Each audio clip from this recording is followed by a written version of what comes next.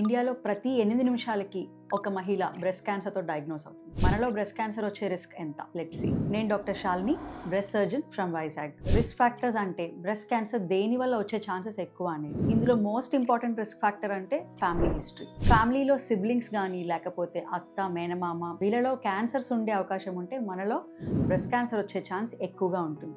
దీన్ని family history అంటాం.